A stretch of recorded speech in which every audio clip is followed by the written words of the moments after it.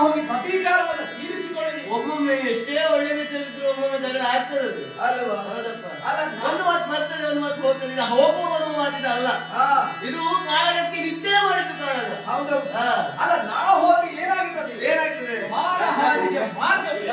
ನಾಳೆ ನೀನು ಒಂದಾಗಿ ದೂರಕ್ಕೆ ಸಾಧ್ಯ ಉಂಟು. ನನಗೀಗ ಅನುಮಾನ ಬರುವುದನ್ನು ಇಂತಹ ವೈರತ್ವ ಬರುವುದಕ್ಕೆ ಕಾರಣ ಅನುಮಾನ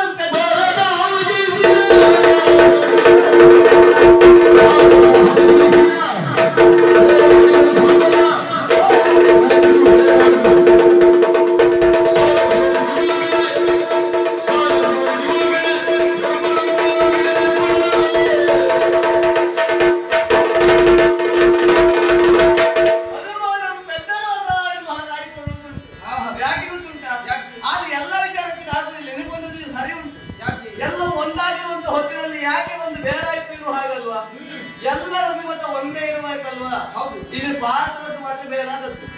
ಮಹಾಭಾರತ ಹವನ್ನ ಗೆಲ್ಲುವರೆ ಕಾರ್ಯಕರ್ತ ನಾನು ಎನ್ನುವ ಅಣ್ಣನ ಸಭೆಯಲ್ಲಿ ಅದೇ ತಟ್ಟಿಕೊಂಡು ಆಡಿದ್ದಾರೆ. ಕೇಳಿ ಕಿಡಿ ಕಿಡಿಯಾಗಿ ಎದ್ದು ಮೌನವನ್ನು ಕೊಟ್ಟೆ. ಏನ್ ಮಾಡ್ತೇವೆ? ಏನು ಸೋತು ನನಗೆ ಮಾನಹಾನಿಯಾಗಿದೆ. ನನ್ನ ಮಾನ ಹೋಗುವ ಸಂದರ್ಭದಲ್ಲಿ ಈ ಭೀಮನಿಂದ ಮಾಡಿ ಸಹಾಯವನ್ನು ಮಾಡಿದವ ಇದ್ದಾರೆ. ಈಗ ಹೋಗಿ ಅವನ ಮಾನ ಬಿಟ್ಟು ಬಿಡಲು ಮಾನಗಳನ್ನು